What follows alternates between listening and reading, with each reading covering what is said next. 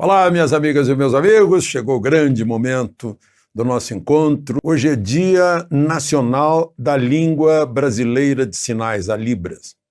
A primeira-dama, Michele Bolsonaro, é uma especialista nisso. E hoje é um dia também em que a Esquadra de Cabral fez o primeiro contato com os brasileiros, os brasileiros nativos, os nascidos aqui no Brasil. Recente tinham dado, no dia 23, né, sábado, foi dia de São Jorge. Então deram o nome do cabo que encontraram lá de Cabo de São Jorge, porque encontraram no dia 23. Hoje esse cabo se chama Cabo de São Roque. Só para lembrar, quando passaram por Fernando de Noronha, deram o nome de Ilha da Quaresma, porque estava durante a Quaresma. E como hoje é o dia da Pascuela, esse dia do contato com os brasileiros que os receberam normalmente, não houve nenhuma hostilidade, deram o nome daquele monte da Serra Verde de Monte Pascoal.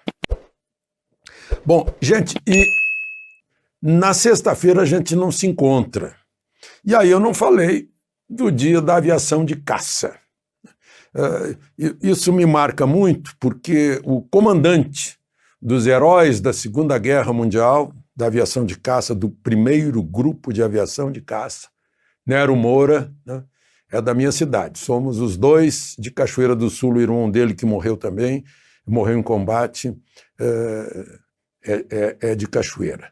E dia 22, o presidente Bolsonaro foi à base aérea de Santa Cruz para festejar o dia da aviação de caça. Por que foi dia 22? Porque dia 22 eles fizeram 44 sortidas, ou seja, 44 missões num único dia, um punhado de pilotos. Foram para lá, anotei aqui, eram 51 pilotos. 7 morreram em combate.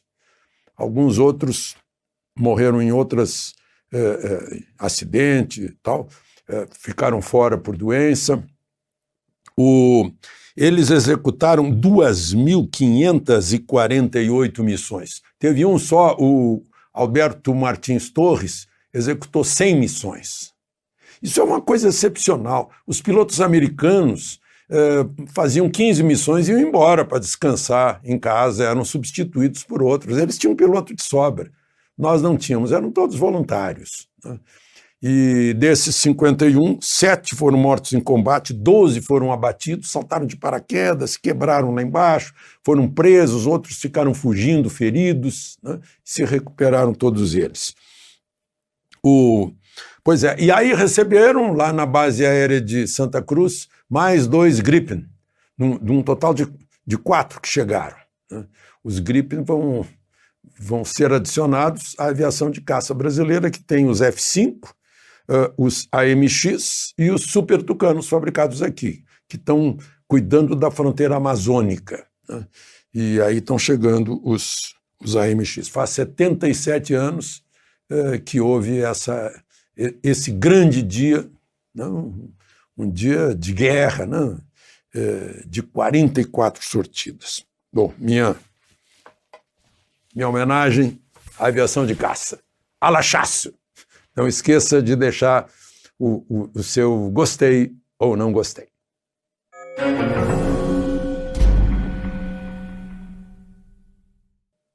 Bom, em primeiro lugar, eu queria explicar para vocês que na quinta-feira, que foi o feriado de Tiradentes, eu gravei mais cedo, gravei às 3 da tarde, contando como foi o julgamento de Daniel Silveira, né? E todos os erros, as arbitrariedades, né? Começar que é dentro de um inquérito que é totalmente inconstitucional, né? Em um processo em que os próprios julgadores são os ofendidos, uma coisa nunca vista, né? Nunca nenhuma faculdade de direito tratou desse assunto. Bom, já tem aí, está quase com 300 mil visualizações aquele comentário. E eu quero trazer para vocês agora o comentário que eu fiz na sexta-feira à noite, na Jovem Pan, já com o indulto do dia seguinte, o indulto do presidente da República. Então, eu digo o seguinte, eu disse na Jovem Pan, vou passar para vocês. Dia do Tiradentes, liberdade ainda que tardia. houve o indulto. O presidente não fez como Pilatos, que lavou as mãos, nem como aqueles que soltaram os Barrabás da Lava Jato. O artigo 84, inciso 12 da Constituição, diz que compete privativamente ao presidente da República conceder indulto. E o Código de Processo Penal, no artigo 734, estabelece que o presidente da República tem a faculdade de conceder essa graça, né, para quem ele quiser, na hora que ele quiser. O indulto engloba a pena de prisão, a multa e as restrições de direitos. Vale dizer, caçar mandato, que não tinha, o Supremo não tem nada a ver com caçar mandato, quem caça mandato é a Câmara, conforme o próprio Supremo já se pronunciou, né? Teve gente que disse que isso é inconstitucional, parece que não leem a Constituição. O que interessa é o que está escrito na Constituição e não o que eles acham que deveria estar escrito, né? Se for assim, se cada pessoa fizer a sua Constituição, aí acabou-se a democracia. Circulou nas redes o voto do próprio Alexandre de Moraes confirmando o indulto de Temer, né, que foi quem o indicou, dizendo que o indulto é uma prerrogativa do presidente da República. A ministra Rosa Weber também já disse isso em outros indultos, né? Circulou também Alexandre de Moraes dizendo que quem não quer ser criticado, que não entre na vida pública, né? Enfim, foi 10-1, né? Como nós sabemos. Aí eles me perguntaram que conclusões eu tiro do episódio. Aí eu disse, é incrível que o chefe do Executivo tenha que vir em defesa do Legislativo, que está encolhido ante as intromissões do Poder Judiciário, talvez com medo. Incrível que tanto desrespeito à Constituição, o Senado tenha permanecido inerte, embora haja muitos requerimentos na gaveta do presidente da Casa para tomar providências para a volta às 4 linhas da Constituição. Tem gente jogando fora das 4 linhas, todo mundo sabe, né? Essa é a coisa mais clara. Com o indulto, o presidente contribui para isso, fazendo retornar à Câmara, de onde nunca deveria ter saído, né, esse caso. Abusos de linguagem do deputado, que eu concordo que houve, né, abusos a respeito dos quais eu já disse para vocês que eu não concordo, não endosso, não avalizo, mas defendo a Constituição. E a Constituição diz que deputados e senadores são invioláveis, né, civil e penalmente, por quaisquer palavras, né, opiniões ou votos. Esses abusos devem ir para a Comissão de Ética. O presidente resgatou o valor do 2º artigo da Constituição, que trata do equilíbrio entre poderes. Defendeu a liberdade de expressão, que é a base da democracia. E mais do que tudo, atravessou o Rubicon, não brandindo a espada como César, mas brandindo a Constituição. Esse atravessou o Rubicon é bem significativo. Dá a impressão assim que foi o episódio que rompeu a corda que estava muito esticada. Bom, e agora, ontem e hoje, a gente vê em Berlim mais uma manifestação da mania de alguns brasileiros de falarem mal do Brasil, de lavarem roupa suja fora de casa. Foi nos Estados Unidos, em Boston, há 2 semanas, agora em Berlim, na Alemanha, na Europa, né? Abriu um seminário para estudantes de novo, estavam participando, se não me engano, Ciro, Dória, Tebet, né? E quem abriu foi a ex-presidente Dilma. E aí ela se queixou do impeachment. Disse que o presidente Bolsonaro é o ovo da serpente que chocou no impeachment. E que o impeachment foi um golpe, foi fraudulento. Aí acertou, né? Porque o parágrafo único do artigo 52 foi fraudado.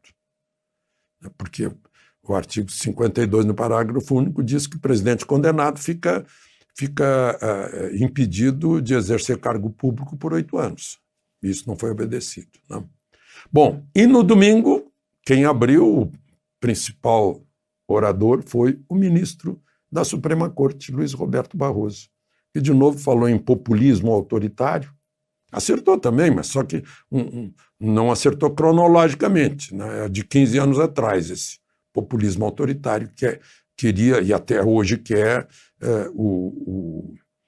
tirar as armas dos cidadãos, para os cidadãos não se defenderem, fazer uma censura à imprensa, né? Pôr em risco liberdades básicas como o direito de propriedade, né? Continua falando nisso. Mas, enfim, aí Barroso disse que os militares, as Forças Armadas estão sendo orientadas para desacreditar o processo eleitoral e atacar o processo eleitoral.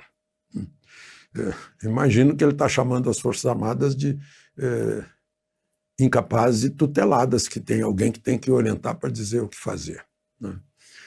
Fez uma ressalva que as Forças Armadas nunca produziram uma notícia e que tem uma atuação exemplar, né?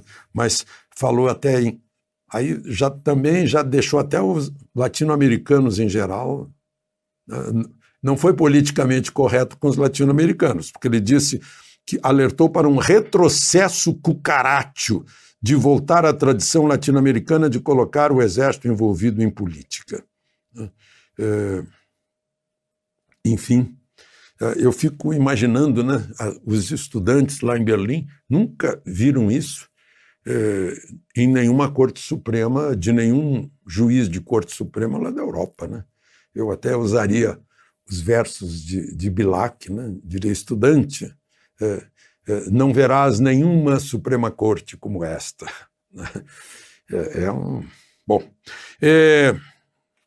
e uma outra noticiazinha que eu vi na Gazeta do Povo, que delatores da Lava Jato, animados com decisões de Gilmar Mendes, estão se mobilizando para pedir dinheiro de volta e anular suas condenações. Viram só? E a última informação, para quem não sabe ainda, quem não viu, o Macron ganhou a eleição lá na França, né? Macron é centro e globalista. Quem perdeu foi a direita, a Marine Le Pen. A esquerda nem entrou no segundo turno, ficou lá no primeiro turno. De Brasília, Alexandre Garcia.